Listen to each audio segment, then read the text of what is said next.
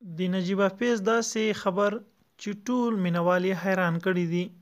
سلام دوستانو، د ټولو دوستانو څخه هیله کوو چې زموږ چینل د سره سبسکرایب کړئ او ویډیو تر پای وګورئ. نجيبه پیز په خپل فیسبوک باندې لیکلي: دوستان سلامونه او یوه یادونه، روزه مو په خیر او عبادتونو مو خدای جل جلاله قبول کړه. زه نور له سوشل میډیا رسنیو او ټولو مینوالو رخصت اخلم. نور به زما د سوشل میډیا اکاونټونه تش وي ځکه زه اعتکاف ته ننوځم.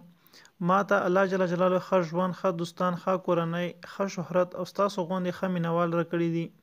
زه غواړم د خدای جل جلاله شکر ادا کړم او تر اختره په اعتکاف خلوت کې کینم، د خدای ذکر وکړم او خپل عبادت وکړم. تاسو ما ته دعا وکړئ، زه به تاسو ته دعا کوم. ټول به په ګډه دعا وکړو چې خدای پاک له ګران افغانستان نه د غم وهلې جګړه ټوله او یوه سوله او خوشحالي راولي. دا د ښاغلي نجيبه پیز پیغام مو. خدای دې وکړي چې ویډیو مو خوښه شوې وي. د نورو تازه خبرونو او ویډیو لپاره زموږ چینل سره سبسکرایب